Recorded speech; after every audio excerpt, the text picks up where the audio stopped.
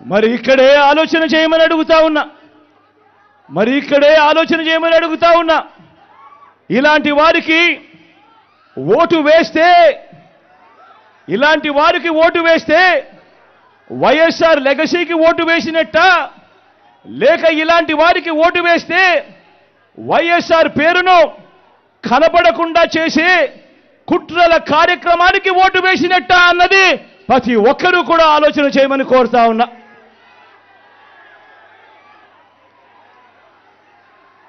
ప్రతి ఒక్కరూ కూడా ఈ చెడిపోయిన రాజకీయ వ్యవస్థను చూడమని అడుగుతా ఉన్నా. రాజకీయాలు ఏ స్థాయికి దిగజారిపోయాయో గమనించమని కోరుతా ఉన్నా. నిజంగా మీ బిడ్డను ఎదుర్కోలేకపోతా ఉన్నారు. మీ బిడ్డ ఒక్కడి మీద ఇంతమంది కలిసి ఏకమవుతా ఉన్నారు.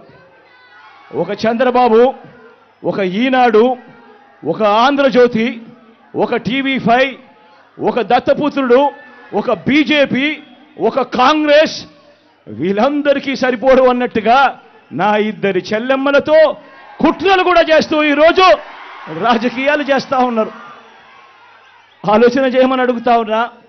రాజకీయాలు ఏ స్థాయికి పతనమైపోయాయో గమనించమని కోరుతా ఉన్నా. ఇక మా చిన్నాన్నగారి విషయానికే వద్దాం. మా వివేకం చిన్నాన్నను ఎవరు చంపారో, ఎవరు చంపించారో ఆయనకు, ఆ దేవుడికి, ఈ జిల్లా ప్రజలందరికీ కూడా తెలుసు ఏం జరిగింది అన్నది. కానీ బురద జల్లేందుకు ఇద్దరు చెల్లెమ్మలను ఎవరు పంపించారో, వారు వెనకాల ఎవరు ఉన్నారో మాత్రం మీ అందరికీ కూడా రోజు కనిపిస్తూనే ఉంది. ఇంకా ఆశ్చర్యం ఏమిటో తెలుసా? వివేకం చిన్నారను అతి దారుణంగా చంపి, అవును నేనే చంపాను అని అతి హేయంగా బహిరంగంగా చెప్పుకుంటూ తిరుగుతున్న హంతకుడికి మద్దతిస్తున్నది ఎవరు? మీరే రోజు చూస్తున్నారు కదా అని అడుగుతా ఉన్నాను.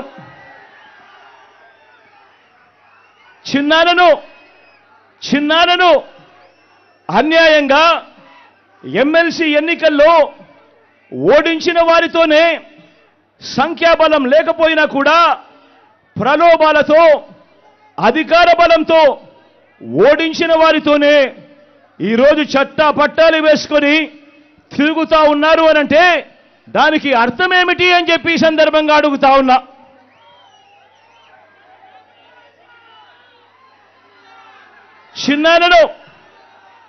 చిన్నానకు రెండో భార్య ఉన్న మాట వాస్తవం అవునా కాదా? ఆ రెండో భార్యతో తనకు సంతానం ఉన్న మాట వాస్తవం అవునా కాదా? అవినాష్ అక్కడికి ఎవరు ఫోన్ చేస్తే వెళ్ళాడు వంటి అనేక ప్రశ్నలు అవినాష్ తన అనేక ఇంటర్వ్యూస్లో, తన ప్రెస్ కాన్ఫరెన్స్లో తాను లేవనెత్తిన ప్రశ్నలు సహేతుకమే కదా అని చెప్పి ఎవరైనా అవినాష్ వైపు ఎవరైనా మాట్లాడితే చాలు వెంటనే వారి మీద కూడా అడ్డగోలు ఆరోపణలు చేస్తూ కుట్ర రాజకీయాలు చేస్తూ ఉండడం ధర్మమేనా అని చెప్పి ఈ సందర్భంగా ప్రతి ఒక్కరిని కూడా అడుగుతా ఉన్నా. ఆలోచన చేయమని చెప్పి ప్రతి ఒక్కరిని కూడా అడుగుతా ఉన్నా. ఇలా చిన్నాన్నను ఓడించిన వారిని గెలిపించాలని తిరగడం కంటే దిగజారుడు రాజకీయాలు ఎక్కడైనా ఉంటాయా అని చెప్పి ఈ సందర్భంగా అడుగుతా ఉన్నా.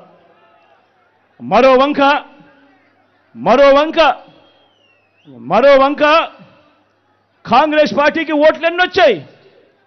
మరో వంక నోటాకు వచ్చినన్ని ఓట్లు కూడా రాని కాంగ్రెస్ పార్టీతో,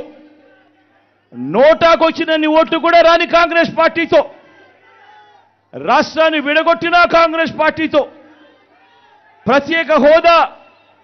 ప్రత్యేక హోదాను విభజన చట్టంలో చేర్చకుండా రాష్ట్రాన్ని దుర్మార్గంగా విడగొట్టి రాష్ట్రానికి అన్యాయం చేసిన ఆ కాంగ్రెస్ పార్టీలో చేరి వైఎస్ఆర్ గారి పేరును ఆయన చనిపోయిన తర్వాత ఛార్జ్ షీట్లో పెట్టిన ఆ కాంగ్రెస్ పార్టీకి మొత్తంగా వైఎస్ఆర్ గారి పేరునే తుడిచివేయాలని, కనబడకుండా చేయాలని ప్రయత్నిస్తున్న వారికి ఓటు వేయటము అనంటే దానివల్ల ఎవరికి లాభము అన్నది ప్రతి ఒక్కరూ కూడా ఆలోచన చేయమని కోరుతా ఉన్నా.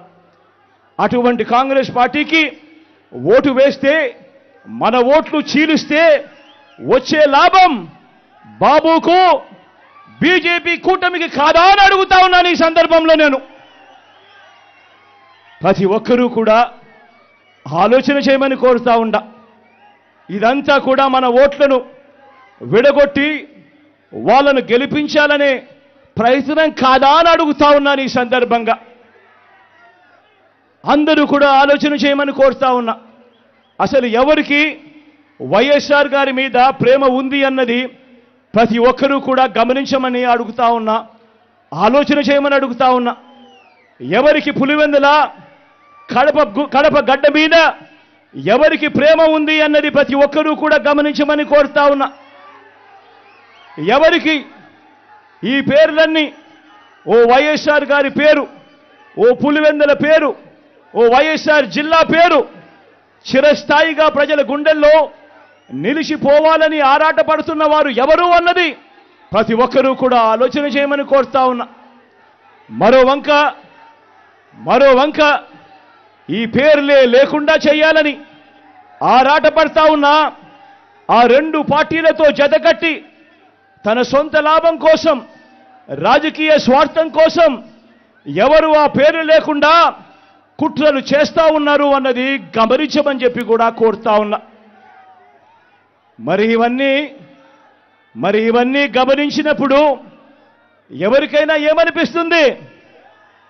మరి వీరు వైఎస్ఆర్ వారసులా, లేక వైఎస్ఆర్ గారు ఎవరితో బ్రతికుండగా యుద్ధం చేశారో, వైఎస్ఆర్ గారు అభిమానించే ప్రతి గ్రామంలోనూ అభిమానించే వాళ్ళు, ప్రతి గ్రామంలో అభిమానించే కార్యకర్త ఎవరితో అయితే యుద్ధం చేశారో ఆ చంద్రబాబుకు వారసులా అని చెప్పి మీరే ఆలోచన చేయమని చెప్పి ప్రతి ఒక్కరిని కూడా కోరుతా ఉన్నా.